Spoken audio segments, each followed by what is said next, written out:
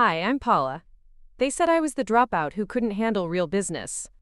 At my father's retirement celebration, surrounded by Chicago's business elite, he stood up and delivered the words that would change everything between us forever. They never saw the late nights I spent building something from nothing, never noticed the client meetings that stretched past midnight, never bothered to ask what those congratulatory emails in my inbox actually meant. But one man did. He walked over, shook my hand, and everything my family thought they knew about me crumbled in that moment. Before we jump back in, tell us where you're tuning in from. And if this story touches you, make sure you're subscribed. Because tomorrow, I've saved something extra special for you. The oak-paneled dining room of the Chicago Athletic Association hummed with polished conversation and the gentle clink of crystal glasses. I adjusted my blazer, the one I'd bought specifically for occasions like this. Family gatherings, where appearance mattered more than substance. The retirement party for Robert Hartwell, my father, was exactly the kind of event our family excelled at. Impressive venue, important guests, and just enough formality to make everyone feel simultaneously honored and slightly uncomfortable. I stood near the bar, nursing a club soda, and watching my father work the room with the practiced ease of a man who'd spent 35 years climbing the corporate ladder at Midwest Logistics Solutions. His silver hair was perfectly styled, his navy suit impeccable, and his smile had that measured quality that came from decades of client dinners and board meetings. This was his night, the culmination of a career that had defined not just his life, but our entire family's identity. My mother Linda moved through the crowd, like the consummate corporate wife she'd always been, elegant in her pearl necklace and black cocktail dress, making sure everyone felt welcomed and important. She caught my eye across the room and gave me that subtle smile that said, "Behave yourself tonight," as if I ever did anything else. My older brother David held court near the windows overlooking Lake Michigan, regaling a small group with what I assumed was another story about his latest big win at the law firm. His wife Michelle stood beside him, perfectly coordinated in designer everything, nodding at appropriate moments while scanning the room for more important people to network with. David had inherited our father's gift for commanding attention and respect, though he wielded it with the particular arrogance that came from never having been told no. My younger sister Jennifer worked the room with practiced efficiency, her marketing background evident in how she managed to make every conversation feel both personal and strategic. She'd recently been promoted to VP at a major advertising agency, another family success story to add to the collection. Jen had always been the charming one, the one who could make anyone feel like the most interesting person in the room. And then there was me. I sipped my drink and watched my family shine in their element, feeling like an observer at my own life. Paula Hartwell, the family outlier, the one whose name came with an asterisk and a quiet sigh, the daughter who'd walked away from a full scholarship to Northwestern's Kellogg School of Management halfway through her MBA program, the one who'd chosen uncertainty over prestige, struggle over security, entrepreneurship over the safe corporate path that had worked so well for everyone else. 3 years had passed since I'd made that decision, and in family terms, I was still serving my sentence. Every gathering included subtle inquiries about when I might go back to school, gentle suggestions about open positions at respectable companies, and the kind of patient concern usually reserved for relatives with chronic illnesses. What they didn't know, what I'd never found the right moment to tell them, was that I hadn't been struggling at all. A server approached with a tray of champagne, and I accepted a glass, knowing there would be toasts soon. The room was filled with my father's colleagues, clients, and friends, all gathered to honor a man who'd built his reputation on reliability, steady growth, and the kind of methodical success that looked impressive in annual reports. Preparing and narrating this story took us a lot of time, so if you are enjoying it, subscribe to our channel. It means a lot to us. Now, back to the story. Midwest Logistics Solutions wasn't glamorous, but it was solid, profitable, and had provided a comfortable life for our family for as long as I could remember. I spotted Marcus Redfield, near the dessert table, distinguished and silver-haired, engaged in animated conversation with a group of younger executives. Marcus had been my father's mentor early in his career, and seeing him here brought back memories of childhood dinners, where he'd regale us with stories about building businesses from the ground up.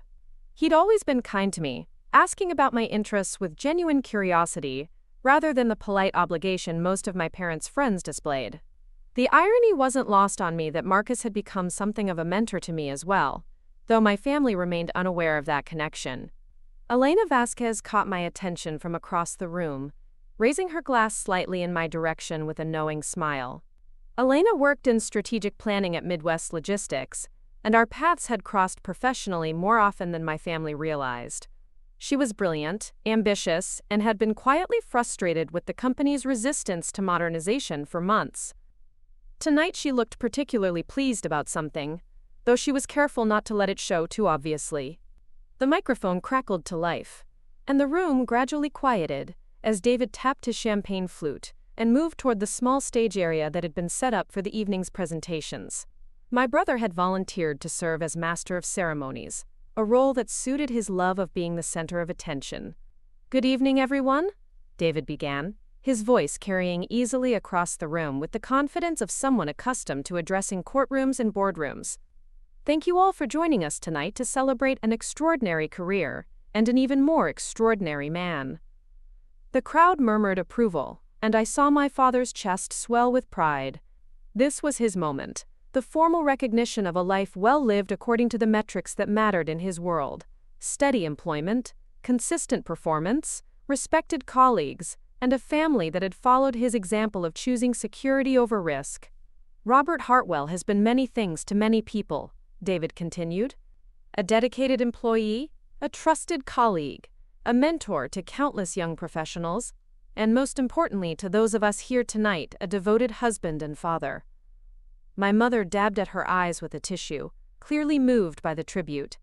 Jennifer beamed from her position near the front, and I found myself genuinely happy for my father, despite the complicated feelings I carried about these family dynamics.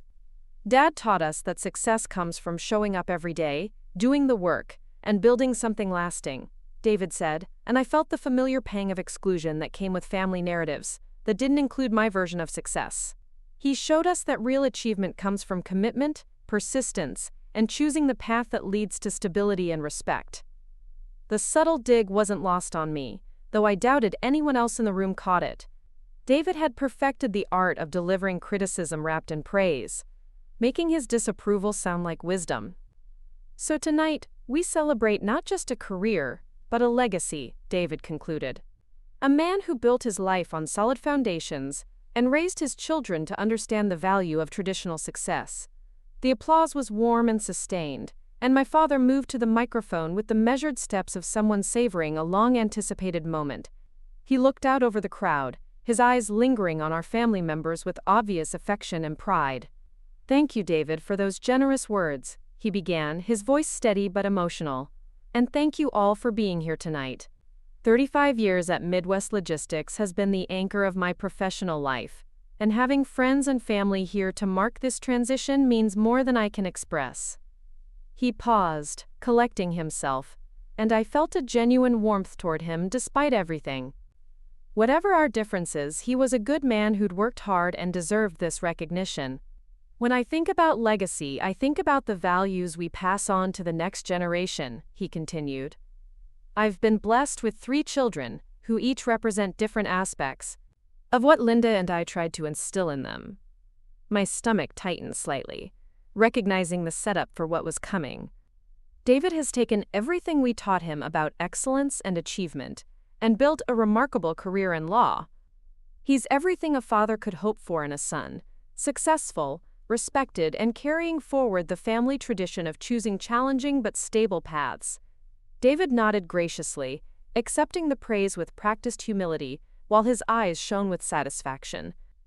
Jennifer has combined her natural charm with serious professional ambition, rising quickly in her field and proving that the Hartwell work ethic translates beautifully across industries. She's building something significant in the marketing world, and I couldn't be prouder.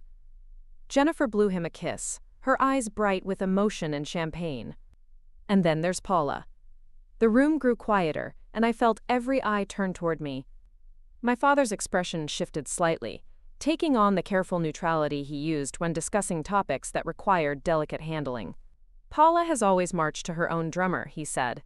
And I heard the diplomatic tone that adults use when trying to find something positive to say about a relative's questionable life choices. "She's creative, independent, and not afraid to take risks, even when those risks don't always lead where we might hope." The champagne in my glass suddenly tasted bitter, and I felt heat rising in my cheeks. The carefully crafted words stung more than open criticism would have. "I'm proud of all my children," he continued, and I braced myself for the qualification I could hear coming. "I'm proud of David's achievements, proud of Jennifer's success, and proud of Paula's spirit of adventure, even if I sometimes wish she'd chosen a more conventional path to happiness." The distinction was subtle, but unmistakable. He was proud of what David and Jennifer had accomplished, but only proud of who I was, as if my choices hadn't led to anything worth celebrating in concrete terms. But then he said the words that would replay in my mind for months afterward. "The truth is, I can honestly say I'm proud of all my children except when I worry that one of them might be settling for less than their potential." The pause before "except" hung in the air like a held breath, and though he'd tried to soften it with explanation, the damage was done. The room remained politely quiet, but I could feel the collective discomfort of people who'd witnessed something more honest than intended.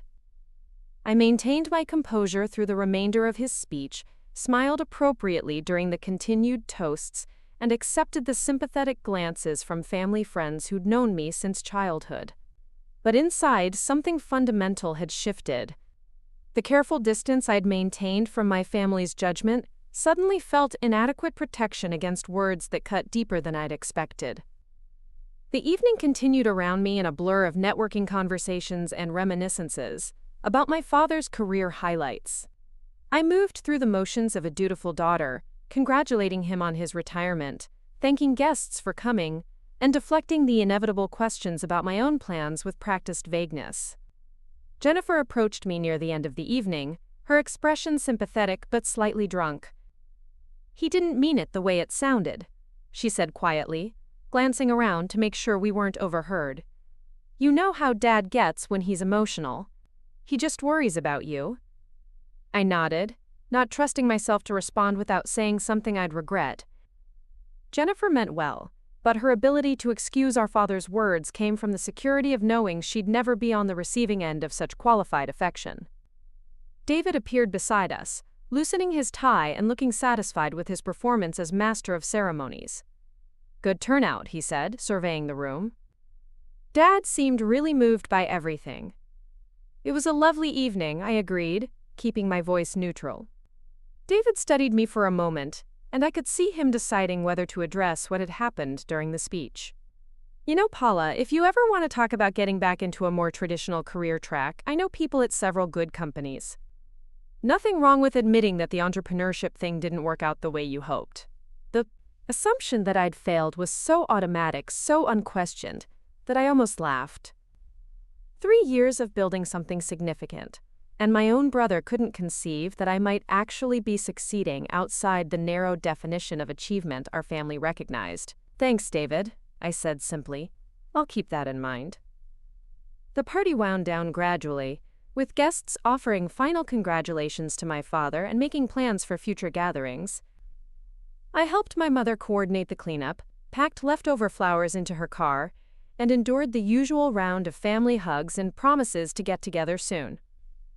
As I walked to my car in the parking garage, my phone buzzed with several notifications I'd been ignoring throughout the evening. The first was from Marcus Redfield, sent about an hour earlier. "Wonderful seeing you tonight. Let's discuss the proposal Monday morning. I think we're ready to move forward." The second was from Elena. "Board meeting went exactly as expected. They're desperate for a solution. Perfect timing." The third was from Ryan, my business partner. "Legal docs are ready for review.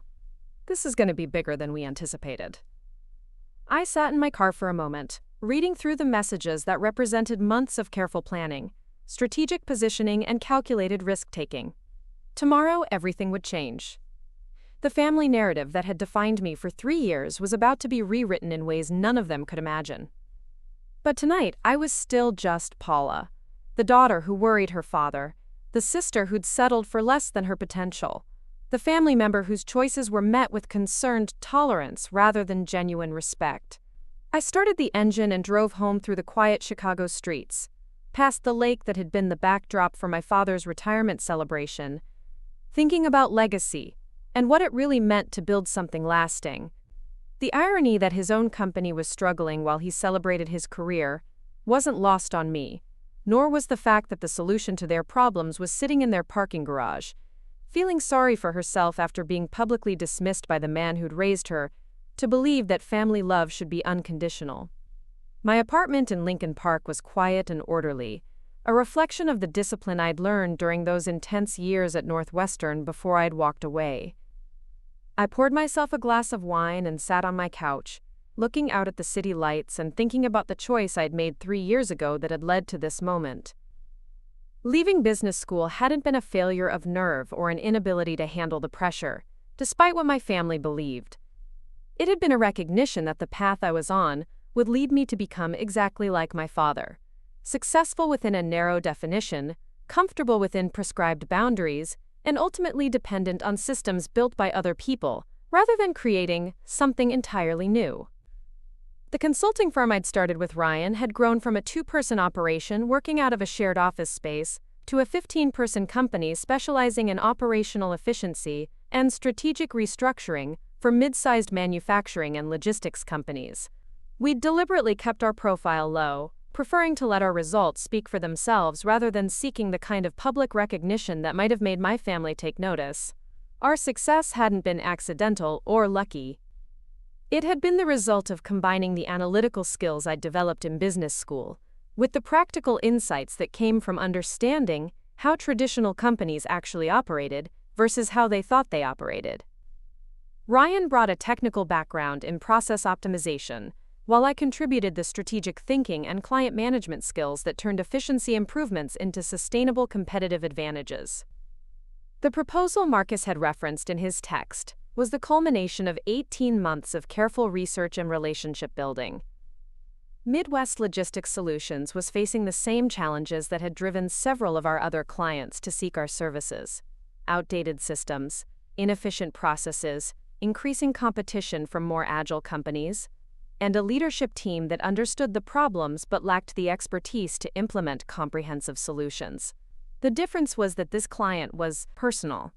Elena had approached us 6 months ago, initially through intermediaries who understood the delicate nature of the situation.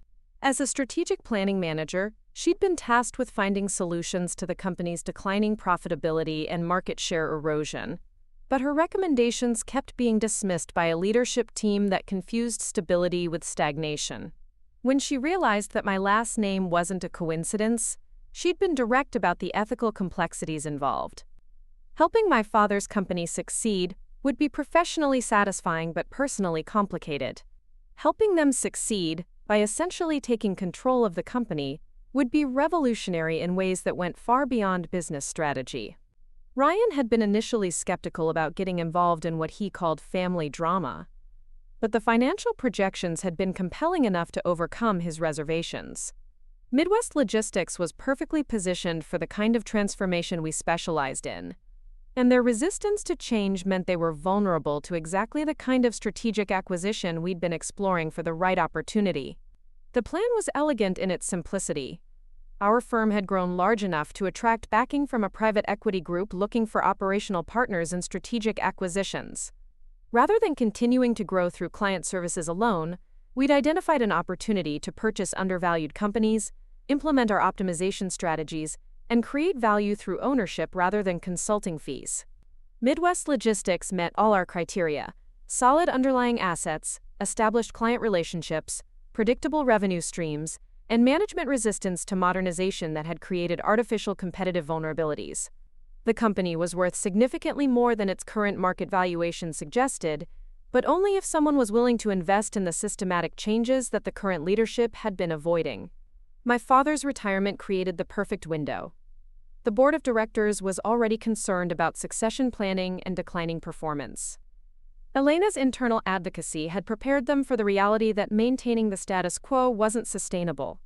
And the combination of my industry knowledge and Marcus's long-standing relationship with the company meant we had access and credibility that outside bidders would lack. The ethical dimensions hadn't been lost on me. Using inside knowledge about my father's company to structure a takeover could be seen as a betrayal of family trust, even if everything we were doing was completely legal and ultimately beneficial for all stakeholders. But after 3 years of having my choices questioned and my achievements dismissed, I'd reached a point where proving my capabilities mattered more than protecting feelings that had never been particularly concerned with protecting mine. I refilled my wine glass and opened my laptop, reviewing the acquisition proposal one more time before Monday's meeting. The financial projections were conservative but compelling, the operational improvement plan was detailed and realistic, and the transition strategy was designed to retain key employees while implementing necessary changes gradually. Most importantly, the plan would work. Midwest Logistics would become more profitable, more competitive, and better positioned for long-term success than it had been under the management approach that my father's generation had inherited and perpetuated. The employees would have better job security, the clients would receive improved service, and the shareholders would see returns that had been stagnating for years. The fact that this success would come under the leadership of the daughter who'd been publicly characterized as settling for less than her potential was simply an additional benefit. My phone rang and Ryan's name appeared on the screen. "How was the retirement party?" he asked without preamble. "Exactly what you'd expect," I replied. Dad gave a speech about being proud of all his children, with some notable exceptions. Ryan was quiet for a moment. "Are you having second thoughts about Monday?" I looked out at the city lights, thinking about the question my father had unintentionally answered for me earlier in the evening. "No," I said finally. "I'm more certain than ever."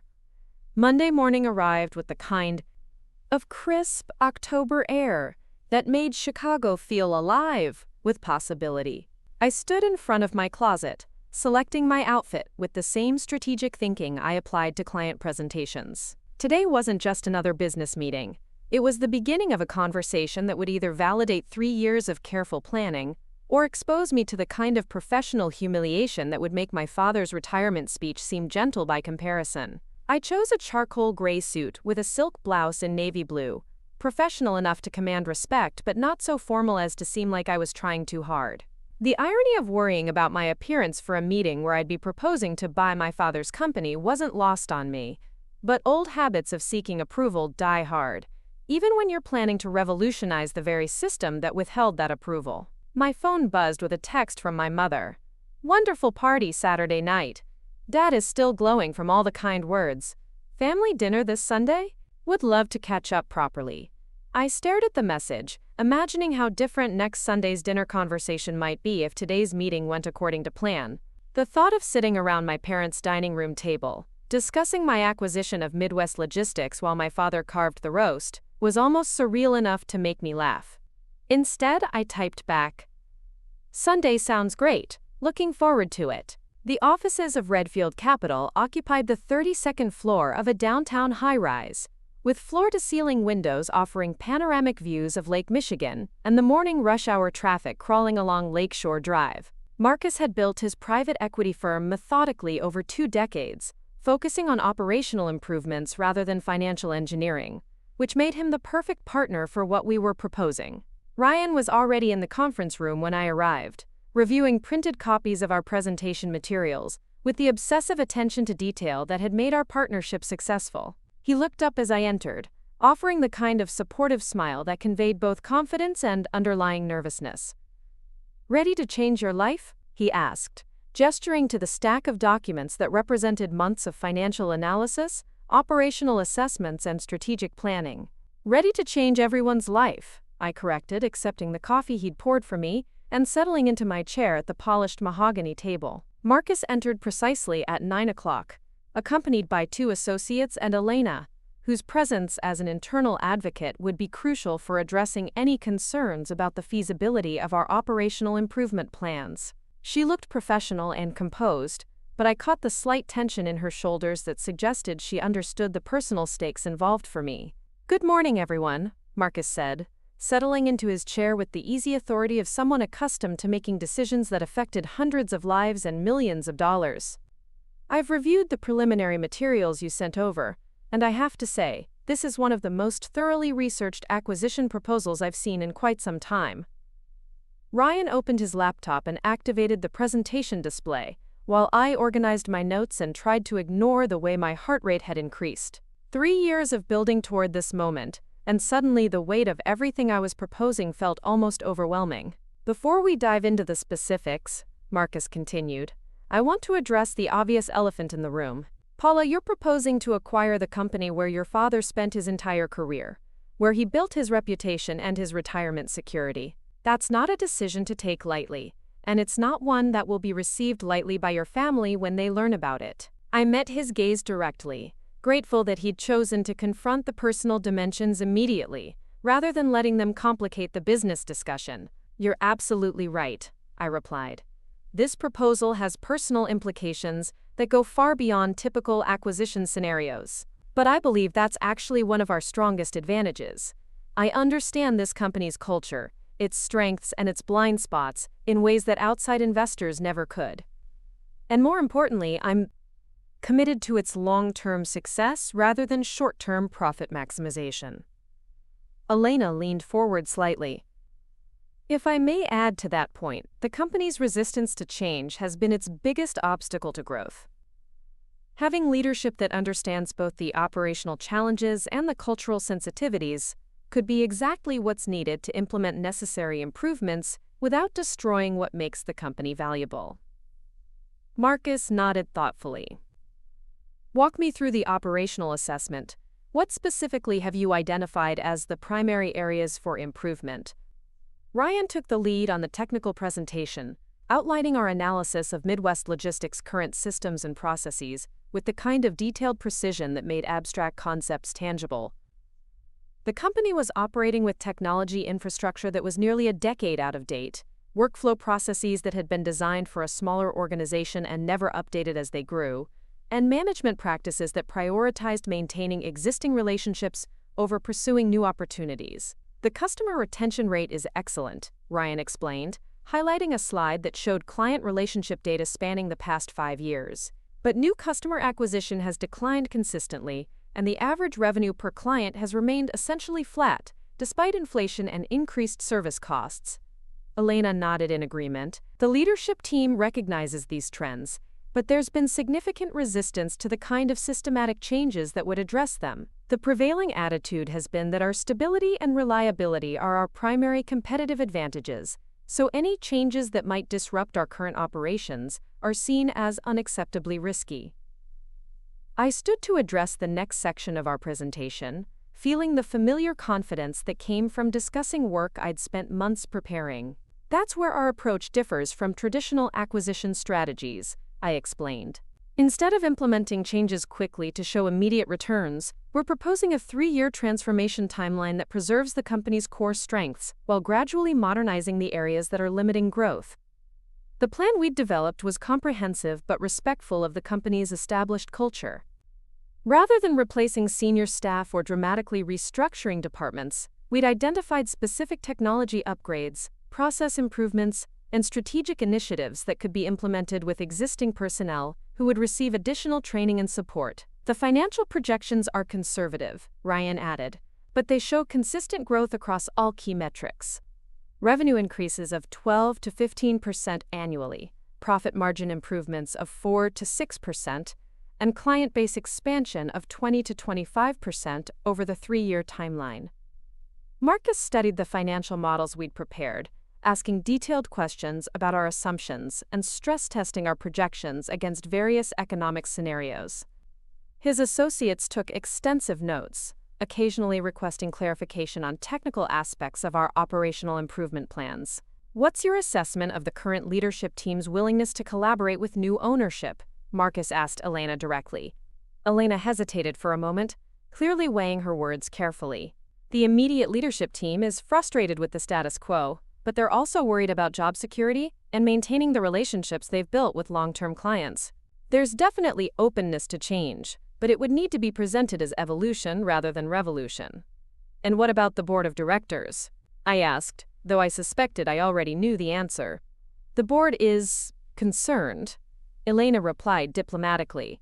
The retirement transition has highlighted some underlying issues that they've been reluctant to address: declining profitability, increased competition from more agile companies, and the reality that the next generation of leadership needs different skills than what got the company to this point.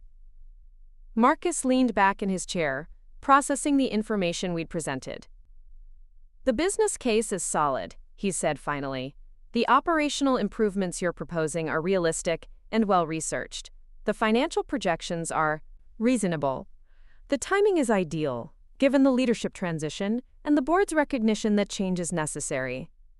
I felt a surge of optimism, but Marcus wasn't finished. The challenge is going to be managing the personal and political dynamics, he continued.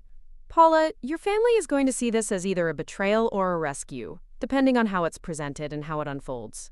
Your father's colleagues and friends are going to have opinions about his daughter taking control of his life's work. The employees are going to be uncertain about working for someone they've watched grow up.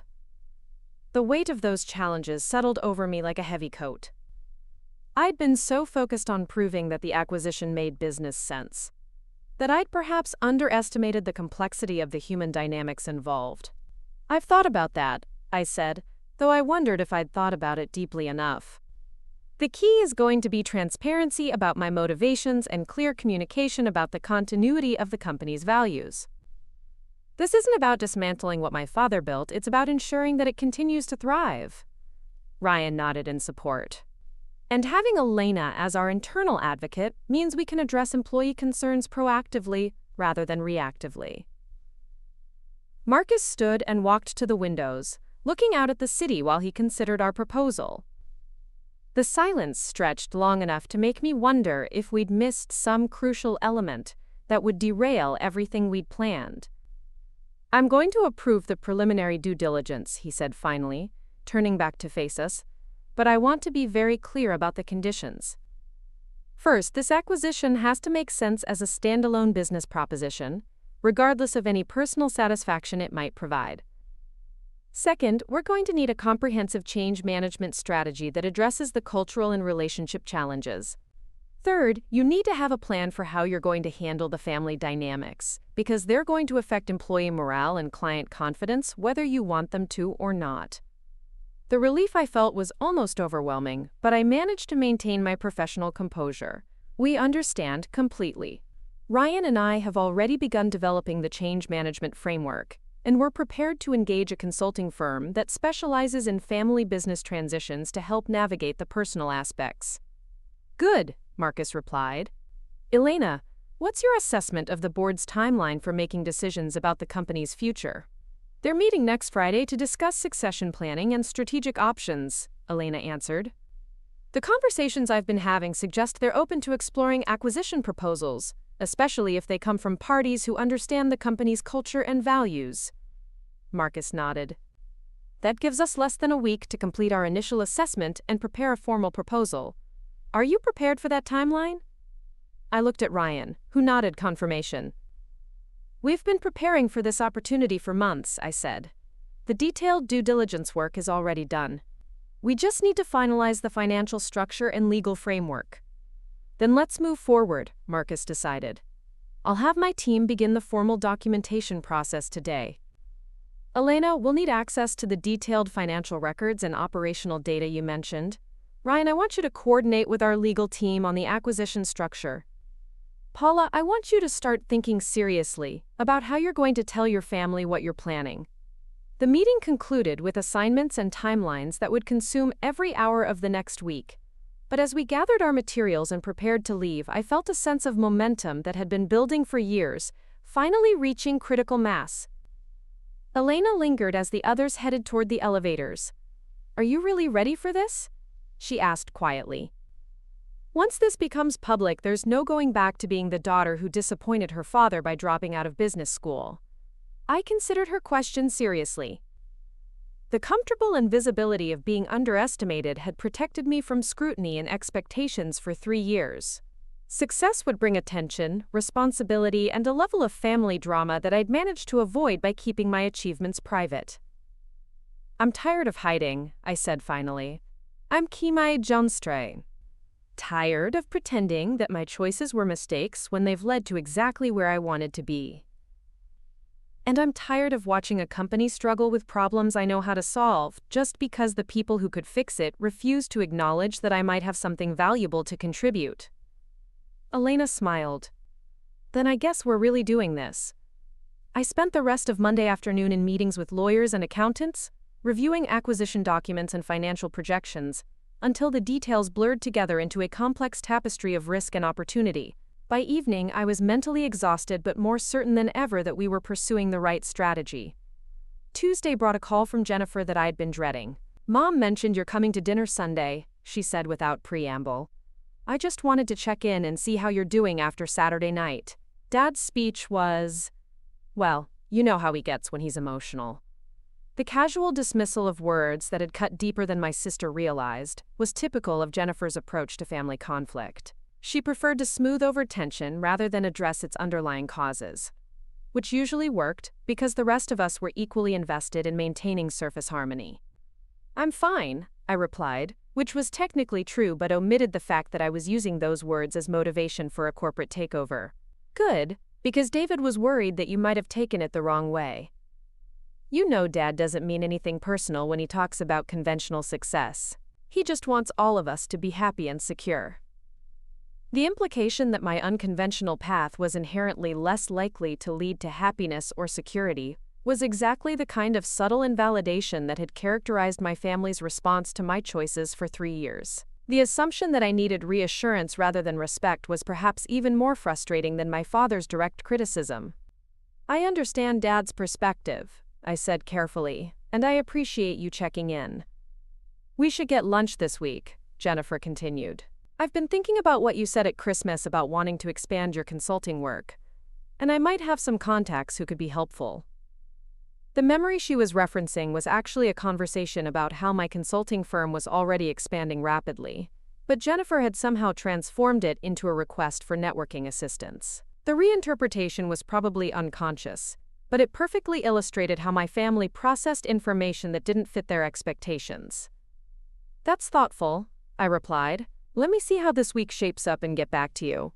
Wednesday brought a meeting with the legal team that lasted until nearly midnight, reviewing contract language and regulatory requirements for the acquisition. Thursday was consumed by financial modeling sessions that tested our assumptions against every possible economic scenario. By Friday morning, I was running on caffeine and determination, but our proposal was complete and ready for presentation to the Midwest Logistics Board of Directors. The call from my father came just as I was reviewing our final presentation materials. "Paula, sweetheart," he said, his voice carrying the slightly formal tone he used when he was uncertain about something. "I wanted to follow up on something I heard from Elena Vasquez. She mentioned that she's been consulting with some outside firms about operational improvements, and your name came up in that context." My heart rate spiked immediately. Elena had warned me that word was beginning to circulate about our meetings, but I hadn't expected it to reach my father before we were ready to make our formal presentation. "Elena and I have crossed paths professionally," I said carefully. "My firm does work with logistics companies, so it's not unusual for people in the industry to know about our services." "Right, of course," my father replied, though something in his tone suggested he wasn't entirely satisfied with that explanation. "It's just that Elena seemed to think you might have some specific insights about our situation that could be valuable." The moment felt like standing at the edge of a cliff, knowing that my next words would determine whether I jumped or stepped back to safety. "I've been following the industry trends that are affecting companies like Midwest Logistics," I said. "There are definitely some operational challenges that seem to be common across the sector. Would you be interested in sharing those insights with our board?" Elena suggested that an outside perspective might be helpful as we're thinking about the company's future direction. The invitation was exactly what we'd been hoping for, but receiving it from my father directly added layers of complexity I hadn't fully anticipated. Accepting would mean revealing my professional involvement before I was ready to discuss the acquisition proposal. Declining would mean missing an opportunity to present our analysis to the decision-makers. "I'd be happy to share what I've learned," I said finally. "When were you thinking?" Elena mentioned that there's a board meeting scheduled for today. Nothing formal, just a chance to get your thoughts on what companies in our position should be considering. The timeline was accelerating faster than I'd expected, but perhaps that was better than having more time to second-guess myself. "I can make myself available this afternoon," I agreed. "Wonderful. Elena will send you the details. And Paula, thank you for being willing to help. I know things have been complicated between us lately, and I appreciate your professionalism." The acknowledgement was the closest thing to an apology I was likely to receive for Saturday night's speech. and it carried enough genuine warmth to remind me why this acquisition was about more than proving a point. After I hung up, I called Ryan and Marcus to update them on the development. "This could actually work in our favor," Marcus said. "If you can present the operational analysis effectively, it'll prepare them for the acquisition proposal and establish your credibility before they know about the personal connection. Or it could backfire completely if they feel like I've been misleading them about my intentions," I replied. "That's a risk," Ryan agreed. "But it's also an opportunity to control the narrative. If you can show them that your assessment of their challenges is accurate and your proposed solutions are viable, the acquisition proposal becomes a logical next step rather than an unexpected surprise." I spent the rest of the morning refining my presentation, focusing on the operational analysis while carefully avoiding any mention of acquisition possibilities. The goal was to establish credibility and demonstrate understanding without revealing the full scope of what we were proposing. The Midwest Logistics offices occupied 2 floors of a modest downtown building, and walking through the lobby felt like entering a time capsule from my childhood. The company photos lining the walls included several images of my father at various stages of his career, and the receptionist greeted me with the warm familiarity of someone who'd watched me grow up. Elena met me at the elevator, looking professional but slightly nervous. "How much do they know about what we're really here to discuss?" I asked quietly as we rode up to the conference room. "Nothing beyond what your father told them about your industry expertise," she replied. "But they're definitely curious about why I suggested bringing you in." The boardroom was exactly as I remembered from the few times my father had brought me to company events as a child. Dark wood paneling, leather chairs arranged around a polished conference table, and windows that looked out over the Chicago River. 5 men and 2 women, all in their 50s and 60s, sat reviewing materials that Elena had prepared about industry trends and competitive challenges. My father stood as I entered, his expression mixing pride and uncertainty in a way that made my chest tighten with unexpected emotion. "Everyone, I'd like you to meet my daughter Paula," he said. "As Elena mentioned, she's built a consulting practice that specializes in operational efficiency for companies in our sector." The introductions that followed were polite but reserved, and I could see the board members trying to reconcile their image of me as Robert's unconventional daughter with Elena's description of my professional expertise. The cognitive dissonance was understandable. They'd known me as a child and teenager, and my father's descriptions of my career choices had probably emphasized struggle and uncertainty rather than achievement and growth. "Thank you for taking the time to share your perspective with us," said Margaret Walsh, the board chair. "Elena has given us some sobering assessments of the challenges facing companies in our industry, and we're eager to hear an outside expert's view of our situation." I activated my presentation and began with an overview of the market trends that were affecting mid-sized logistics companies across the Midwest. The analysis was thorough but diplomatic, acknowledging the challenges without directly criticizing the company's response to them. "The fundamental challenge," I explained, "is that customer expectations are evolving faster than many companies are adapting their service models. Clients want more transparency, faster response times, and greater flexibility, but they also want the reliability and personal relationships that have traditionally been the strength of established companies." The board members nodded in recognition, and I could see them connecting my general observations to their specific experiences. The companies that are thriving in this environment are finding ways to modernize their operations without losing the personal touch that differentiates them from larger, more impersonal competitors. I continued with specific examples of operational improvements that had proven successful for similar companies, carefully avoiding any mention of my direct experience with Midwest Logistics' internal challenges. The goal was to establish credibility while demonstrating that I understood their situation without having required access to confidential information. The good news, I concluded, is that companies with strong client relationships and solid operational foundations are well-positioned to implement these improvements successfully. The challenge is committing to the investment in time and resources required to make the changes systematic rather than piecemeal. The questions that followed were thoughtful and detailed, covering everything from technology infrastructure to employee training to client communication strategies. I found myself genuinely engaged in problem-solving discussions that reminded me why I'd been drawn to this work in the first place. "This assessment aligns closely with Elena's internal analysis," Margaret noted. "What would you recommend as our next steps?" The question created an opening for introducing the acquisition proposal, but I decided to proceed cautiously.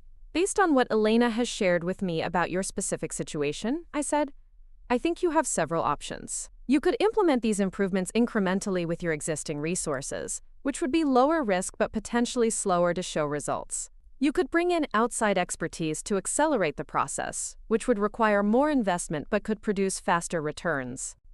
Or you could consider more strategic options that would provide access to both the expertise and the resources necessary for comprehensive transformation.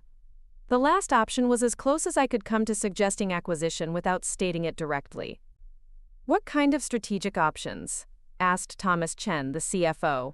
Partnerships with consulting firms that have operational experience, joint ventures with technology companies, or in some cases, strategic acquisitions by organizations that specialize in this kind of transformation. My father looked thoughtful. Paula, given your experience with companies in similar situations, what would you recommend for us specifically? The moment felt suspended in time. Everything I'd worked toward for 3 years was balanced on my next words, and the way I answered would determine not just the success of our acquisition proposal, but the future of my relationship with my family. I think, I said carefully, that you should consider all options that would preserve what makes this company valuable while positioning it for sustainable growth. And I think you should evaluate those options based on their potential for long-term success, rather than short-term comfort. The meeting concluded with thanks for my insights and promises to continue the conversation in future board sessions. As the members filed out, my father approached me with an expression I couldn't quite read. That was incredibly helpful, he said. I had no idea you'd developed such a deep understanding of our industry. The admission stung more than I'd expected. 3 years of building expertise in his field, and he was just learning about it now. There's a lot about my work that we haven't discussed, I replied gently. He nodded slowly. Perhaps it's time we had that conversation. The weekend passed in a blur of strategic phone calls and document reviews. Ryan and I spent Saturday afternoon in our office, fine-tuning the acquisition proposal that would be formally presented to the Midwest Logistics Board on Tuesday. The legal team had worked through the night to ensure every detail met regulatory requirements, while our financial advisors had stress-tested the projections against various market scenarios until we were confident in every assumption. Sunday morning arrived with an email from Marcus that made my coffee taste bitter. Board meeting moved to Monday at 2 p.m. They want to expedite the decision process. Are you ready? I stared at the message, realizing that my carefully planned timeline had just collapsed. The family dinner I'd promised my mother was scheduled for 6 o'clock tonight, which meant I had less than 10 hours to mentally prepare for revealing the biggest secret I'd ever kept from the people who thought they knew me best. The irony wasn't lost on me that I'd spent 3 years building something remarkable while my family worried about my lack of conventional success, and now I was about to prove them wrong in the most dramatic way possible. The acquisition of Midwest Logistics would either validate every unconventional choice I'd made or destroy the relationships that mattered most to me. I called Ryan to discuss the accelerated timeline, and his voice carried the same mixture of excitement and terror that I was feeling. The proposal is ready, he assured me. Marcus's team finished the legal review this morning, and the financial structure is solid. The only question is whether you're prepared for what happens after we present it. That was exactly what I'd been trying not to think about. Success would mean becoming the owner of my father's life's work, the employer of people who'd watched me grow up, and the person responsible for proving that the operational changes I'd recommended would actually deliver the results I'd promised.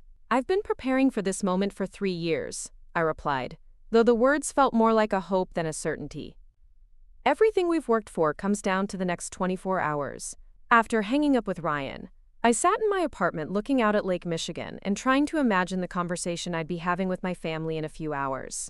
How do you explain to your parents that their youngest daughter, the one they'd worried about for years, had been secretly building an empire that was about to purchase the company where their patriarch had devoted his entire career? The drive to my parents' house in Evanston took me through neighborhoods that held decades of memories. Past the elementary school where I'd first shown signs of the stubborn independence that would later be characterized as inability to follow conventional wisdom. Past the high school where I'd excelled academically while my teachers worried that my questioning of established methods indicated a troubling lack of respect for authority. My childhood home sat on a tree-lined street that epitomized suburban success, well-maintained lawns, tasteful landscaping, and the kind of quiet prosperity that came from decades of steady career advancement. The driveway held David's BMW and Jennifer's Audi, indicating that I'd be facing the full family tribunal rather than the more intimate conversation with my parents that I'd been hoping for. My mother greeted me at the door with the warm smile that had made countless childhood disappointments bearable, though I caught a slight tension around her eyes that suggested she'd been discussing my recent behavior with my father. "Paula, sweetheart, you look lovely," she said, embracing me with the careful affection of someone who wasn't quite sure what mood she was dealing with. "Your father has been so pleased about Friday's board presentation. He's been telling everyone about how impressed they were with your insights." The praise felt hollow when I knew how dramatically it would be overshadowed by tomorrow's revelation, but I managed to smile and accept the compliment gracefully. David and Jennifer were in the living room, engaged in what appeared to be a competitive discussion about their respective career achievements. David was describing a recent court victory with the detailed precision of someone who expected his audience to be appropriately impressed, while Jennifer countered with stories about her agency's latest campaign success. "Paula!" Jennifer exclaimed as I entered, rising to give me the kind of enthusiastic hug that suggested she'd been drinking wine while waiting for dinner. "We were just talking about how proud we are of you for helping Dad's company. David was saying how nice it is that you found a way to contribute professionally." The condescending tone was probably unintentional, but it perfectly captured how my family had learned to process my achievements as pleasant surprises rather than expected outcomes, noteworthy for their existence rather than their significance. "It was an interesting meeting," I replied neutrally, settling into the chair that had been mine throughout childhood and adolescence. "Dad said the board was really impressed with your presentation," David added, his tone suggesting mild surprise that I'd managed to competently address a group of business professionals. "Maybe this consulting thing is working out better than we thought." The casual dismissal of 3 years of building a successful company as "this consulting thing" was exactly the kind of comment that had motivated me to pursue the acquisition in the first place. My family's inability to imagine that I might have achieved something significant wasn't malicious, but it was complete. My father appeared in the doorway, looking relaxed and content in the way that came from spending Sunday afternoon preparing his favorite meal. He'd always been a talented cook, finding in the kitchen the same methodical satisfaction that had made him successful in business. Tonight he wore an apron that read "World's Greatest Dad," a gift from Jennifer that would have seemed ironic if it hadn't been given with complete sincerity. "Paula, perfect timing," he said, wiping his hands on a dish towel. "Dinner will be ready in 15 minutes. I thought we could open that bottle of wine I've been saving and celebrate your successful entry into the business consulting world." The characterization of my work as a recent development rather than an established practice was consistent with my family's tendency to reframe reality to match their expectations. But tonight it felt particularly jarring. "That sounds lovely, Dad," I said, though I wondered how he'd feel about celebrating tomorrow when he learned that his daughter's entry into consulting had culminated in a bid to purchase his company. My mother busied herself with final dinner preparations while David and Jennifer continued their competitive conversation, each trying to demonstrate superior professional achievement through increasingly elaborate stories about client relationships and industry recognition. I listened with the detached fascination of an anthropologist studying familiar but foreign customs. The dining room table was set with the good china and crystal glasses that marked special occasions, and my mother had prepared the kind of elaborate meal that demonstrated both her culinary skills and her commitment to maintaining family traditions. The irony that this might be our last dinner as the family we'd always been wasn't lost on me. "Before we eat," my father announced, raising his wine glass, "I want to propose a toast to Paula, who reminded me on Friday that success comes in many forms and that expertise can develop in unexpected places." The acknowledgement was more generous than I'd expected, though it still carried the implication that my competence was surprising rather than natural.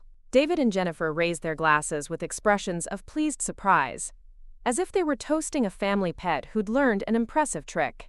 "To Paula," they echoed, and I found myself fighting back emotions I hadn't anticipated. The dinner conversation flowed easily through topics that had nothing to do with corporate acquisitions or family dynamics.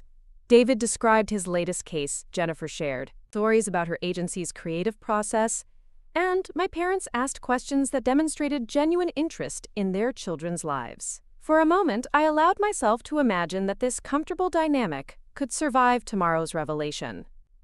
But as the evening progressed, small comments began to accumulate into a familiar pattern of subtle dismissal. When I mentioned a client project that had required innovative problem-solving, David suggested that I might benefit from more formal business training. When I described the research that had informed my industry analysis, Jennifer wondered aloud whether I might be overthinking situations that called for simpler solutions. The consistent message was that my achievements were acceptable but limited, impressive for someone with my unconventional background but not quite legitimate by the standards that measured real success. The patronizing kindness was almost harder to bear than direct criticism would have been. "You know, Paula," my mother said as she served dessert, "your father and I have been talking about your presentation to the board, and we're so pleased that you've found a way to use your education productively. We were worried for a while that leaving business school might have been a mistake, but it's wonderful to see that things are working out." The implication that my success was recent and unexpected, rather than the result of years of deliberate effort, crystallized everything that had driven me to pursue the acquisition. My family couldn't conceive that I might have been building something significant all along, that my unconventional choices had led to unconventional but substantial achievements. "There's actually something I need to tell you," I said, the words emerging before I'd consciously decided to speak them. The conversation stopped, and 4 pairs of eyes focused on me with the kind of attention that suggested they were preparing for either good news or bad news, but nothing that would fundamentally challenge their understanding of who I was. "The board presentation on Friday was more complicated than I initially described," I continued, feeling my heart rate accelerate as I approached the point of no return. "My involvement with Midwest Logistics goes beyond providing industry insights." My father's expression shifted from casual interest to focused attention. "What do you mean?" I took a deep breath, knowing that my next words would change everything between us. "I've been working with a private equity firm to develop an acquisition proposal for the company. We're planning to present a formal offer to the board tomorrow afternoon." The silence that followed was so complete that I could hear the grandfather clock in the hallway marking the seconds. My family stared at me with expressions ranging from confusion to disbelief, as if I'd announced that I was planning to colonize Mars. "An acquisition proposal?" My father repeated slowly, as if the words didn't quite make sense in the context of his youngest daughter. "Ryan and I have spent the past 18 months developing a comprehensive plan to purchase Midwest Logistics and implement the operational improvements the company needs to remain competitive," I explained, my voice steadier than I'd expected. "The private equity firm we're working with has approved the financing, and we have support from key internal advocates." David was the first to find his voice. "Paula, do you understand what you're saying? You're talking about buying Dad's company, the place where he spent his entire career." "I understand exactly what I'm saying," I replied. "I'm talking about ensuring that the company survives and thrives instead of continuing to decline, because the current leadership is unwilling to make necessary changes."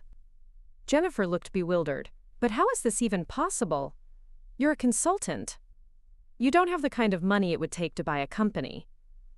The question revealed the fundamental gap between how my family saw me and who I actually was. They'd been so committed to their narrative of my struggle and limitation that they'd never considered the possibility that I might have achieved financial success on my own terms. "My consulting firm has grown significantly over the past 3 years," I said carefully.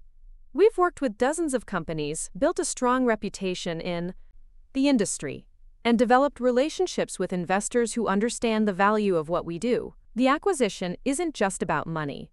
It's about having the expertise to implement changes that will make the company more successful." My mother set down her coffee cup with trembling fingers. "Paula, sweetheart, this is wonderful that you've been successful, but surely you understand how this looks. You're trying to buy your father's company." "I'm trying to save it," I corrected, though I could hear how that sounded to people who'd spent years worrying about my inability to handle conventional challenges. "The company is struggling, Mom. The financial trends are declining. The competition is increasing, and the current leadership is resistant to the changes that could address these problems." My father had been quiet throughout this exchange, but I could see him processing what I'd revealed with the analytical mind that had made him successful in business for 35 years. "How long have you been planning this?" he asked finally. "The specific acquisition proposal has been in development for about 6 months," I admitted. But I've been studying the company's situation and developing solutions for much longer. How much longer? His voice carried a note of suspicion that made my stomach clench. Since I left Northwestern, I said quietly. The decision to leave business school wasn't about inability to handle the pressure. It was about recognizing that traditional management education wouldn't teach me how to solve the kinds of problems that companies like Midwest Logistics actually face. The revelation hung in the air like smoke from an explosion. My family stared at me as if I'd revealed that I'd been living a double life, which in many ways was exactly what I'd done.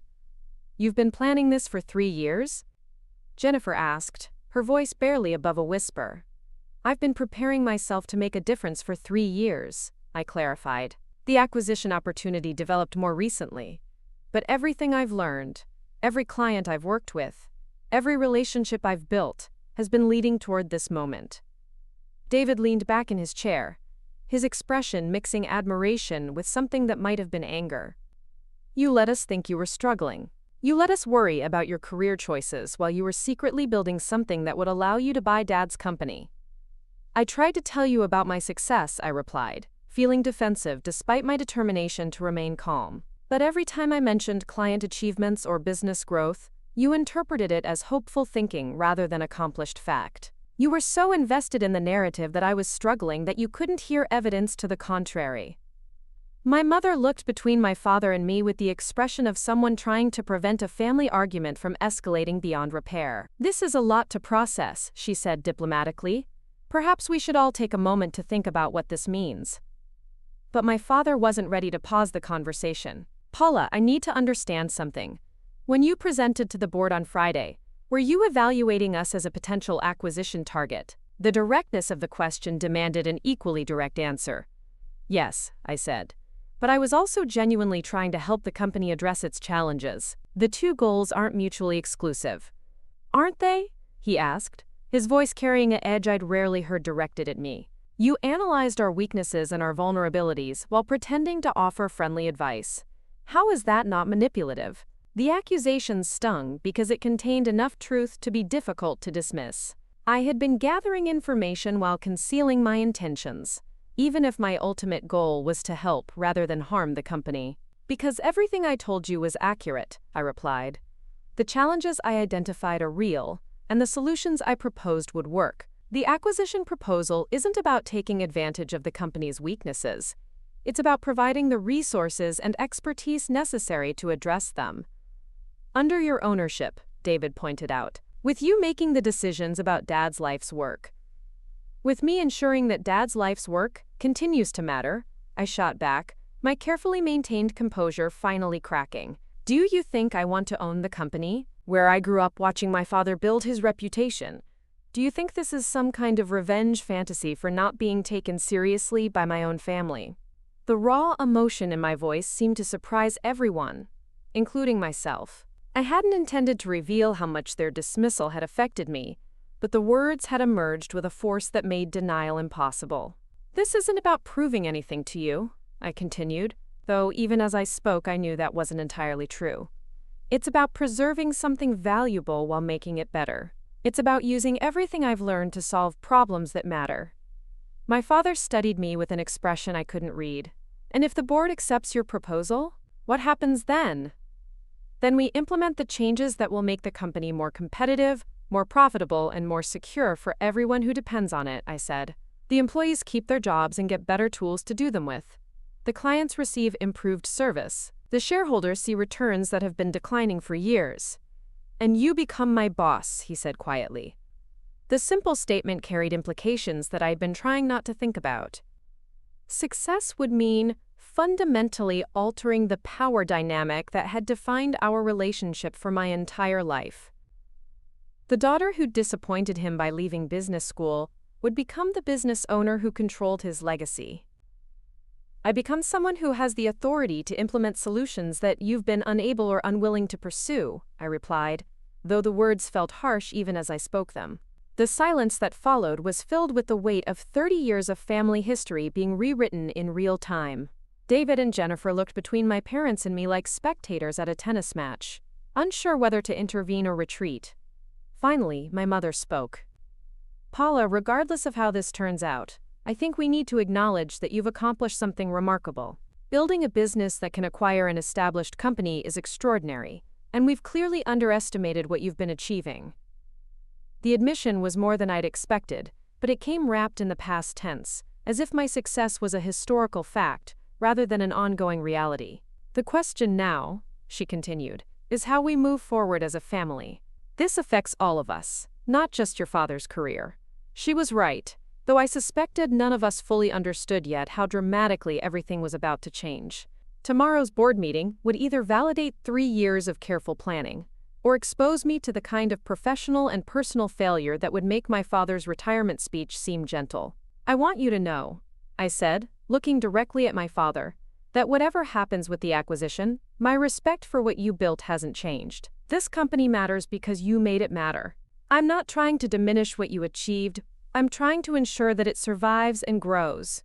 He nodded slowly, though his expression remained unreadable. I believe that you believe that, he said finally. But Paula, you have to understand that from my perspective, my youngest daughter is proposing to purchase the company where I've worked since before she was born. That's not easy to process, regardless of your motivations.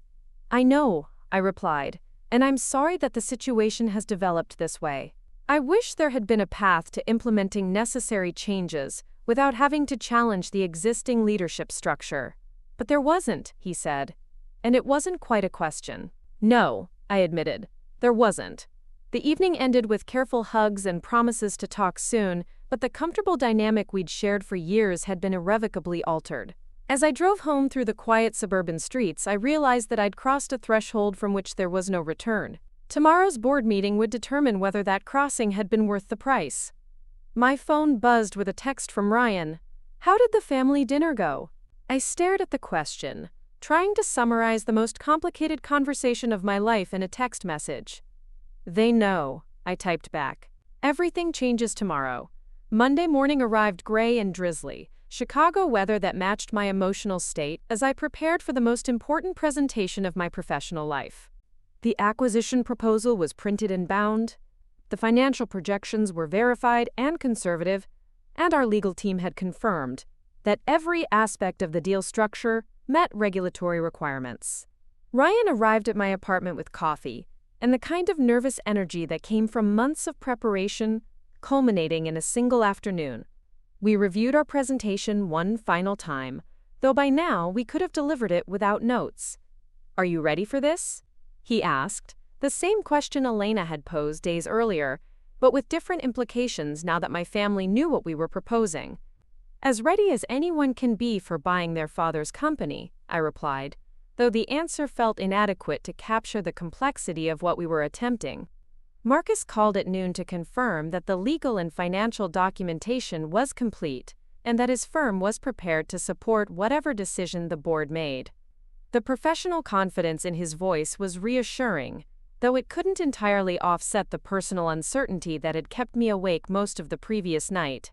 Remember, he said, this is a business proposition first and a family situation second. Present the facts, demonstrate the value, and let the board make their decision based on what's best for the company. The advice was sound, but it assumed a level of objectivity that might not be possible when personal relationships were so deeply intertwined with professional ones. Elena met us in the lobby of the Midwest Logistics Building, her expression mixing excitement with apprehension. The board is ready, she said. They've reviewed the preliminary materials, and there's definitely interest in hearing the full proposal. As we rode the elevator to the conference room, I thought about all the times I'd visited this building as a child, accompanying my father to weekend meetings or holiday parties. The hallways that had once seemed filled with important adults conducting mysterious business now felt like the setting for the most significant decision of my professional life. The boardroom was exactly as I'd left it on Friday, but the energy was completely different. Instead of the casual consultation about industry trends, this felt like the kind of meeting where careers and companies were made or lost. Margaret Walsh called the meeting to order with the formal efficiency of someone accustomed to managing complex business decisions. We're here to consider a strategic acquisition proposal that has been presented by Paula Hartwell and her associates at Hartwell Consulting, working in partnership with Redfield Capital. The introduction was carefully neutral, acknowledging our relationship to the company without editorializing about its appropriateness. I took that as a positive sign that the board was prepared to evaluate our proposal on its merits rather than its personal implications. Paula, please proceed with your presentation. I stood and activated the display, feeling the weight of everything I'd worked toward settling on my shoulders. In the next hour, I would either prove that the daughter who'd disappointed her father by leaving business school had actually been preparing to save his company, or I would confirm their worst fears about my judgment and capabilities. Thank you, Margaret, I began, my voice steadier than I'd expected. What we're proposing today represents 18 months of careful analysis, strategic planning, and relationship building. It's not just an acquisition. It's a partnership designed to preserve what makes this company valuable while positioning it for sustainable growth. The presentation that followed was the culmination of everything I'd learned about business, communication, and strategic thinking over the past 3 years. I outlined our operational assessment with specific examples and concrete data. I explained our financial projections with conservative assumptions and multiple scenarios. I detailed our implementation timeline with realistic milestones and measurable outcomes. Most importantly, I demonstrated how our proposal would address the challenges that had been limiting the company's growth while preserving the relationships and values that had made it successful. The questions that followed were thorough and pointed, covering everything from our financing structure to our management philosophy to our plans for employee retention. Each answer felt like a test of not just my professional competence, but my understanding of what the company meant to the people who had devoted their careers to it. Finally, Margaret asked the question I'd been dreading and anticipating in equal measure. Paula, this is obviously a unique situation, given your family connection to the company. How do we evaluate a proposal that involves the daughter of our retiring CEO, purchasing the company where he built his career? I met her gaze directly, knowing that my answer would determine not just the board's decision but my family's ability to understand and accept what I was trying to accomplish. You evaluate it the same way you'd evaluate any strategic proposal, I said, based on whether it's in the best interests of the company, its employees, and its stakeholders. The family connection creates complexity, but it also creates commitment. I'm not proposing to purchase this company because it's a good investment opportunity. I'm proposing to purchase it because I understand what it means, and I have the expertise to ensure that it continues to mean something valuable. The boardroom fell silent, as the members considered not just my words but everything they represented about change, continuity, and the courage required to bet everything on an untested vision of the future. And in that silence, I realized that regardless of what they decided, I had already succeeded in ways that had nothing to do with business ownership. I had proven to myself and to my family that the unconventional path I'd chosen had led exactly where I'd intended it to lead. The rest was just paperwork. The boardroom clock ticked through 23 minutes of deliberation while I sat in the hallway with Ryan, Elena, and Marcus, each of us lost in our own thoughts about what the extended discussion might mean. Through the frosted glass doors, I could see the silhouettes of 7 people who held my professional future in their hands, gesturing and leaning forward in the kind of animated conversation that suggested serious consideration rather than polite dismissal. Elena checked her phone for the 3rd time in 5 minutes. "This is actually a good sign," she said quietly. When they rejected the last acquisition proposal 2 years ago, the meeting lasted 12 minutes.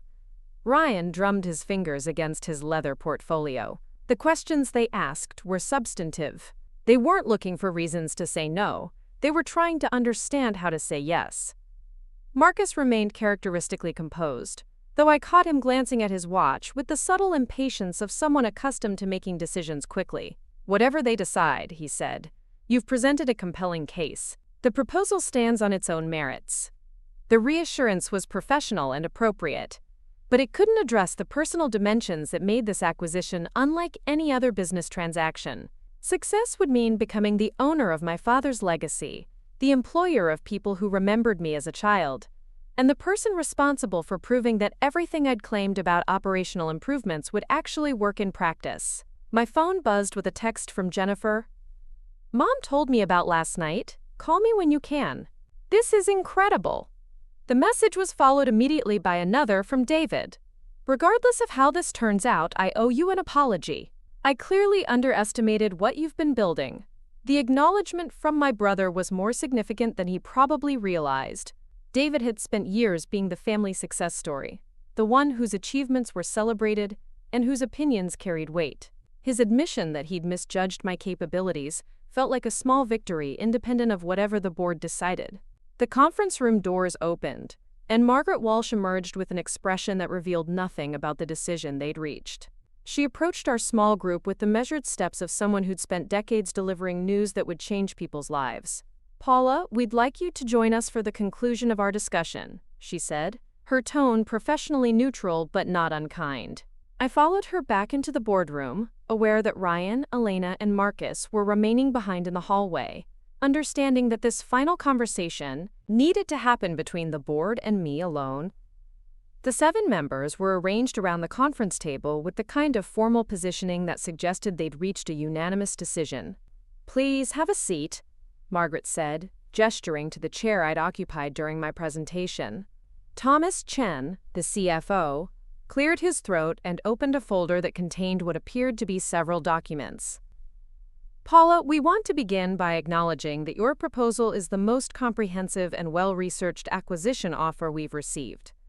Your understanding of our operational challenges is accurate, your proposed solutions are realistic, and your financial projections are conservative but promising."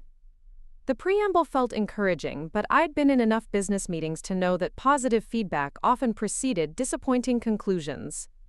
"However," Thomas continued, and I felt my stomach tighten, "we also recognize that this situation involves complexities that go beyond typical acquisition scenarios." Margaret leaned forward slightly. "Your family connection to this company creates both opportunities and challenges. On one hand, your personal investment in our success is undeniable. On the other hand, the dynamics involved in having Robert's daughter purchase the company where he built his career are unprecedented in our experience." I nodded, understanding that they were working through the same concerns that had kept me awake for months. "I appreciate the complexity of the situation," I said. "But I hope you'll evaluate the proposal based on its potential benefits rather than its unusual circumstances." "We have," said Eleanor Martinez, the longest-serving board member. "And after extensive discussion, we've reached a decision that we believe serves the best interests of all stakeholders." The pause that followed felt eternal, though it probably lasted only seconds. "We're prepared to accept your acquisition proposal," Margaret announced, "contingent on certain conditions that address the unique aspects of this situation."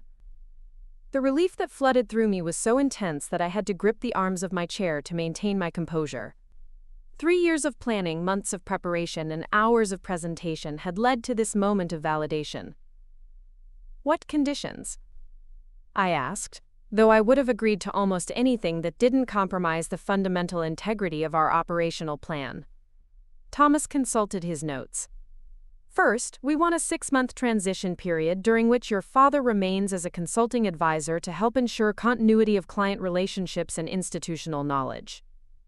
The condition was reasonable and actually aligned with our own thinking about managing the leadership transition effectively. "Second," Eleanor continued, "we want quarterly progress reports for the first 2 years, with specific metrics tied to the operational improvements you've promised.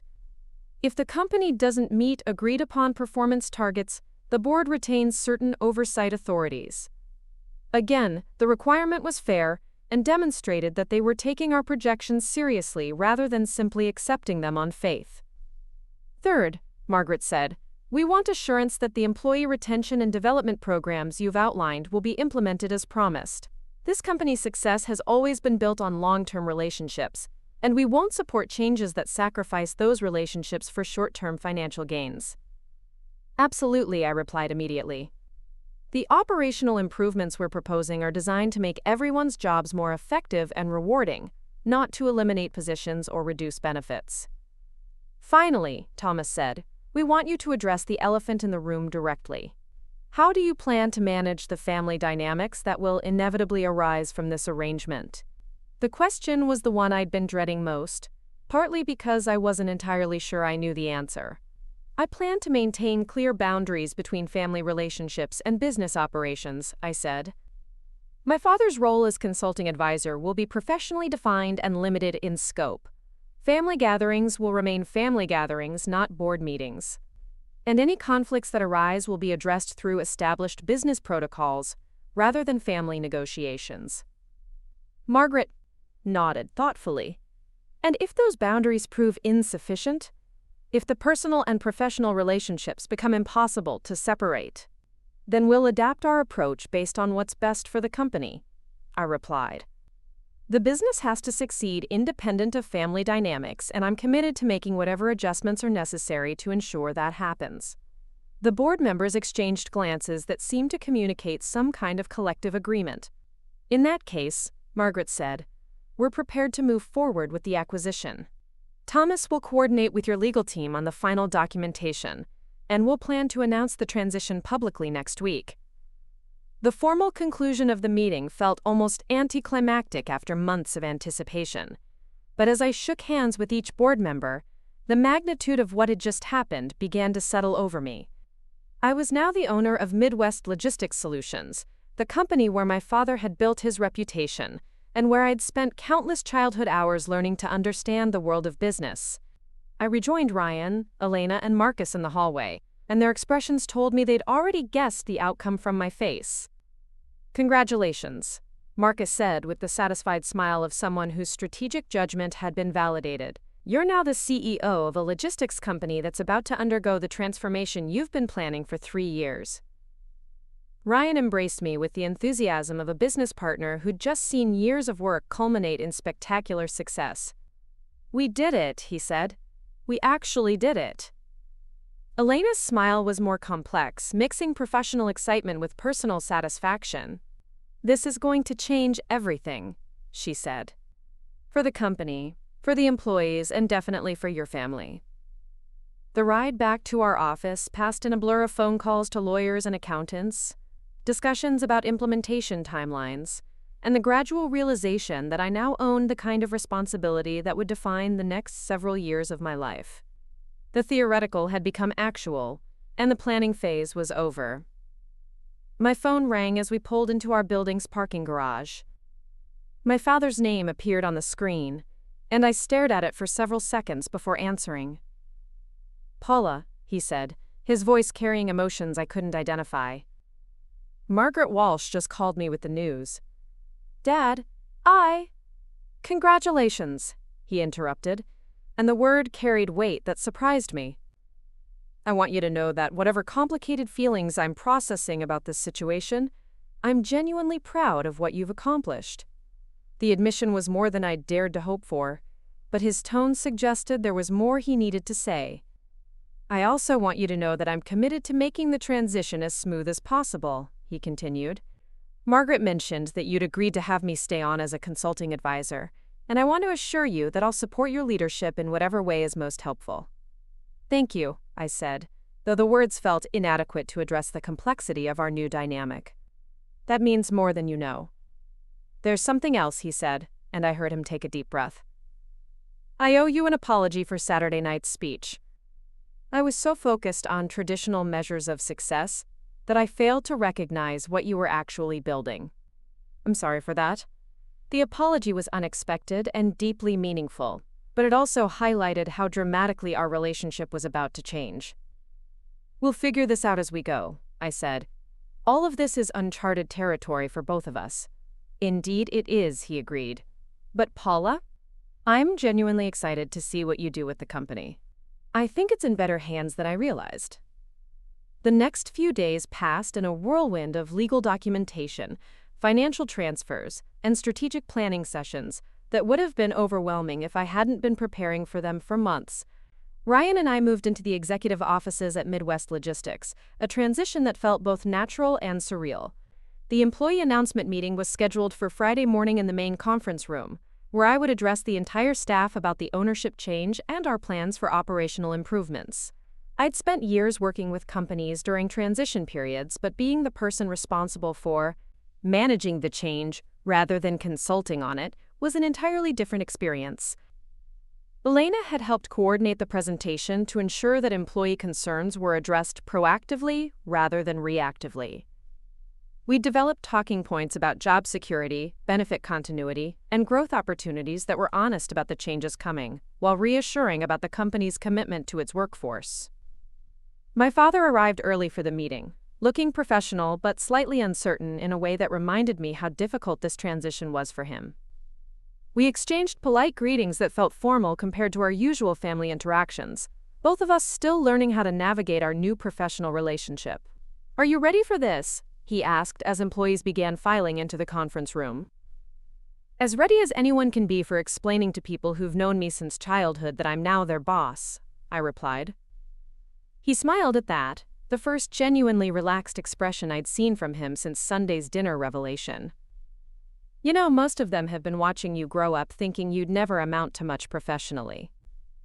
This is going to be quite a surprise." The comment was honest rather than cruel, acknowledging the reality that my unconventional path had been viewed with concern rather than confidence by people who'd known me for decades. The conference room filled with employees representing every department and experience level, from recent hires to veterans who'd worked alongside my father for 20 years. I recognized faces from childhood memories and company picnics, people who'd given me birthday cards and asked about my grades and worried about my career choices. Now I was about to explain that the girl they'd watched grow up had purchased the company where they'd built their careers. "Good morning, everyone," I began, standing at the front of the room with the kind of nervous energy that came from addressing an audience with personal stakes in everything I was about to say. "Thank you all for joining us this morning for what I know is an unusual company meeting." The room was quiet with the kind of focused attention that suggested everyone understood they were about to hear news that would affect their professional lives. As you know, Robert's retirement has prompted the board of directors to consider the company's future leadership and strategic direction. After extensive deliberation, they've made a decision that I'm sure will surprise many of you. I paused, making eye contact with individuals I'd known for years, people who'd watched me make questionable decisions and struggle with conventional expectations. The board has accepted an acquisition proposal from Hartwell Consulting, working in partnership with Redfield Capital. Effective immediately, I'll be serving as the new CEO of Midwest Logistics Solutions. The silence that followed was filled with exactly the kind of stunned processing I'd expected. I could see people looking between my father and me, trying to reconcile their memories of the uncertain young woman who'd left business school with the professional standing confidently at the front of the room. Sarah Chen, who'd worked in accounting for 15 years and had always been kind to me during family visits, raised her hand tentatively. "Paula, I'm sorry, but I think I'm confused. Are you saying that you bought the company?" "Yes," I replied simply. "My consulting firm has acquired Midwest Logistics with the goal of implementing operational improvements that will make us more competitive and profitable, while preserving the relationships and values that have always made this company special." Michael Torres, a logistics coordinator who'd started working here the same year I graduated from high school, spoke up without raising his hand. "How is that even possible? No offense, but we thought you were still figuring out your career." The question was direct but not hostile, reflecting genuine confusion rather than skepticism about my capabilities. "That's a fair question," I replied. "Over the past 3 years, I've built a consulting practice that specializes in operational efficiency for companies exactly like this one. We've worked with dozens of logistics and manufacturing firms, helping them modernize their systems and processes to remain competitive in a changing market." I activated the presentation display and showed slides that outlined my firm's client list, project outcomes, and industry recognition. The data was comprehensive and impressive, representing work that none of them had known I was doing. "The decision to pursue this acquisition wasn't impulsive," I continued. "It was the result of 18 months of careful analysis and strategic planning. We identified Midwest Logistics as a company with strong fundamentals that could benefit significantly from targeted operational improvements." Angela Rivera, who'd worked in customer service since before I was born, raised her hand with the kind of respectful directness that characterized her approach to everything. "Paula, sweetheart, this is wonderful that you've been successful, but what does this mean for us? Are you planning to make changes that will affect our jobs?" The question was the one everyone was thinking but hadn't wanted to ask directly. "I'm planning to make changes that will make your jobs more effective and rewarding," I said. "We'll be upgrading technology systems that are currently slow and inefficient. We'll be streamlining processes that currently require unnecessary steps and redundant procedures. We'll be expanding into new markets that will create opportunities for advancement and growth." I outlined specific improvements that would affect different departments, emphasizing how each change was designed to solve problems that employees had been dealing with for years, rather than creating new challenges. Most importantly, I concluded, these changes will be implemented gradually and with extensive input from the people who actually do the work. No one understands our operations better than the people in this room, and your expertise will be essential for making improvements that actually work. The questions that followed covered everything from technology training to career advancement opportunities, to the timeline for implementing various changes. Each answer seemed to increase the room's comfort level with the transition, as people began to understand that the acquisition represented evolution rather than revolution. Finally, my father stood up to address the group. "I want everyone to know that I fully support this transition," he said, his voice carrying the authority that had made him respected throughout his career. "Paula has presented a vision for this company's future that is both ambitious and realistic. She understands our culture and our values, and she has the expertise to help us grow in ways that I couldn't have achieved alone." The endorsement was more significant than any formal announcement could have been, signaling to longtime employees that the change had his blessing and their respect for him should extend to their new leadership.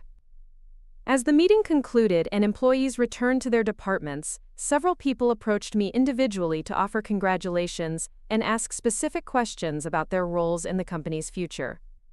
The conversations were warm and encouraging, suggesting that the transition would be smoother than I'd dared to hope. Elena remained behind as the room emptied, her expression mixing satisfaction with anticipation. "How do you feel?" she asked. I looked around the conference room where I'd just announced my ownership of a company that represented 35 years of my father's career and the livelihoods of 43 employees who were counting on me to make good on every promise I'd made. Terrified and exhilarated in equal measure, I admitted, but also ready to prove that everything I've been planning for 3 years will actually work. "It will," she said, with the confidence of someone who'd been advocating for these changes long before I'd arrived to implement them. "And Paula, your father was right. This company is in better hands than anyone realized." That evening, I sat in my new office, the same office where my father had made decisions that affected dozens of families for over 3 decades, and looked out at the Chicago skyline while processing everything that had changed in the past week. The acquisition was complete, the employees were informed, and the real work of transformation was about to begin. My phone buzzed with a text from my mother. "Your father and I would like to take you to dinner this weekend to celebrate. We're so proud of what you've accomplished." The message was followed by another from David. "I've been telling everyone about my brilliant sister who just bought a company. Maybe we should discuss some legal consulting opportunities for your expansion plans." And finally, one from Jennifer. "Still processing the fact that my little sister is now a CEO. Can't wait to hear about your first board meeting. You're going to be amazing at this." The messages represented a fundamental shift in how my family saw me, from the daughter who'd disappointed them by leaving business school to the entrepreneur who'd proven that unconventional paths could lead to conventional success. But more than that, they represented recognition that I'd been building something significant all along, even when they couldn't see it. Tomorrow would bring the first day of actually running the company I'd spent months planning to acquire. There would be operational challenges to address, employee concerns to manage, and family dynamics to navigate. But tonight, I allowed myself to savor the satisfaction of proving that the girl who'd never quite met expectations had actually been exceeding them in ways no one had imagined. 6 months later, I stood in the same conference room where I'd announced the acquisition, reviewing quarterly results that exceeded even our most optimistic projections. The technology upgrades were complete, operational efficiency had improved by 22%, and we'd secured 3 major new clients who'd chosen us specifically because of our modernized capabilities. More importantly, Employee satisfaction surveys showed the highest scores in company history, and not a single person had left for another position since the transition. Ryan entered with the latest financial reports, grinning with the satisfaction of someone whose strategic planning had been vindicated by real-world results. Revenue is up 18% from last quarter, he announced. Profit margins have improved by 7%, and our client retention rate is now 96%. The numbers represented more than business success. They were proof that every operational change we'd implemented had delivered on its promises. The skeptics who'd worried that modernization would disrupt our service quality had been proven wrong, while the employees who'd embraced the improvements were seeing tangible benefits in their daily work. Elena knocked on the door frame, holding a stack of client feedback forms that had become one of my favorite parts of the weekly routine. "You need to see these," she said, setting the papers on my desk. The Morrison Group just renewed their contract for 3 years, instead of the usual 1-year agreement. They specifically mentioned our improved response times and communication systems. I scanned the feedback, noting comments about efficiency improvements and service reliability that directly reflected the changes we'd implemented. These weren't abstract metrics. They were real clients acknowledging that their experience with our company had genuinely improved. My phone buzzed with a text from my father. "Board meeting went well. The directors are talking about expanding the consulting advisor role permanently. Interested in discussing over dinner?" The relationship between us had evolved into something neither of us had expected. He'd initially approached his advisor role with careful formality, but as the months progressed and our operational improvements proved successful, he'd become genuinely enthusiastic about the company's new direction. His industry experience, combined with my strategic vision, had created a collaboration that benefited everyone involved. Our family dinners had resumed their comfortable rhythm, though now they included conversations about market trends and business strategy alongside the usual personal updates. David and Jennifer had stopped offering unsolicited career advice and started asking for professional insights about their own industries. My mother had begun introducing me to her friends as "my daughter who owns a logistics company," with unmistakable pride. The transformation wasn't just professional, it was personal. For the first time in my adult life, I felt genuinely seen and understood by the people who mattered most to me. Marcus arrived for our monthly check-in meeting, reviewing the Cassine acquisition's performance against our original projections, with the satisfied expression of an investor whose confidence had been rewarded. "The numbers speak for themselves," he said, closing the financial folder with decisive satisfaction. "This has been one of our most successful operational acquisitions, and it's created a model we're considering for other investments." The validation from someone whose judgment I respected deeply was meaningful, but what mattered more was knowing that the success was sustainable. We hadn't achieved temporary improvements by cutting corners or sacrificing long-term stability. We'd built systematic changes that would continue delivering value for years. That afternoon, I received a call that would have seemed impossible a year earlier. "Ms. Hartwell? This is Robert Thornton from Chicago Business Magazine.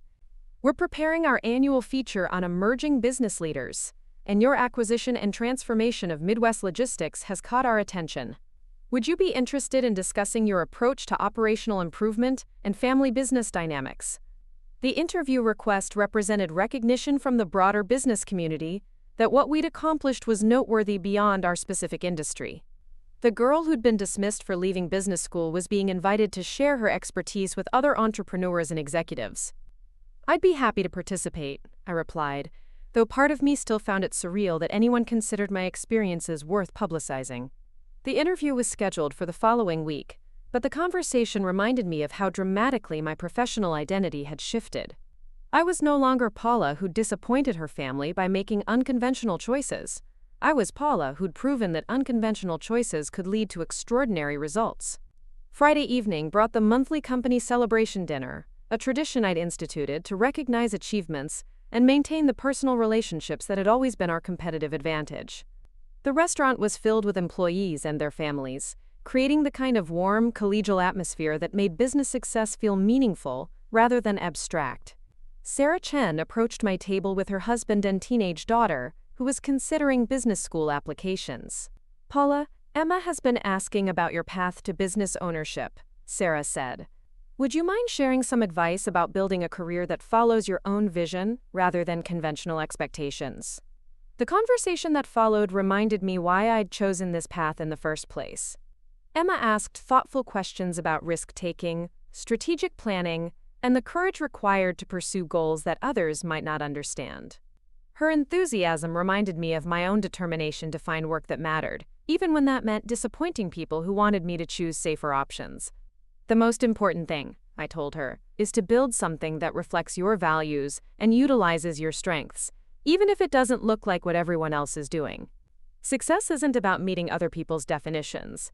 It's about creating value in ways that feel authentic to you. As the evening concluded and employees headed home to their families, I reflected on how profoundly everything had changed since that retirement dinner 8 months ago. The company was thriving, the relationships were stronger, and I'd found a way to bridge the gap between who I'd always been and who my family needed me to become. My father appeared beside me as I was gathering my things to leave.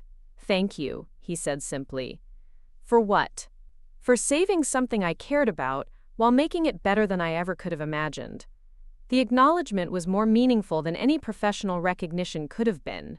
He understood now that my acquisition hadn't been about replacing his legacy, but about ensuring it continued to matter.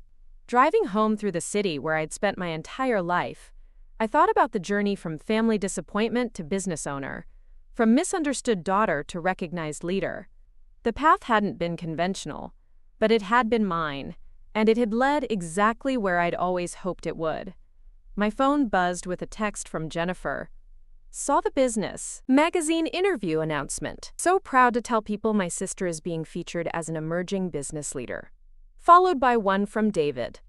"Mom is framing the magazine article before it's even published. You've officially become the family success story." And finally from my mother. "Your father and I were talking tonight about how grateful we are that you followed your instincts instead of our advice. You knew what you were doing all along." The messages represented the completion of a transformation that had taken years to accomplish. I was no longer fighting for recognition or struggling to prove my worth. I was simply living the life I'd built through determination, strategic thinking, and the courage to pursue goals that mattered to me. The company that had once represented my father's life's work was now the foundation for my own legacy, and the family that had once worried about my unconventional choices was now celebrating the success those choices had created. As I pulled into my parking garage, I realized that the girl who disappointed her father by leaving business school had actually been preparing to exceed his expectations in ways none of us had imagined. Sometimes the paths that look like failures are actually the beginning of something extraordinary. Up next, you've got 2 more standout stories right on your screen. If this one hit the mark, you won't want to pass these up. Just click and check them out.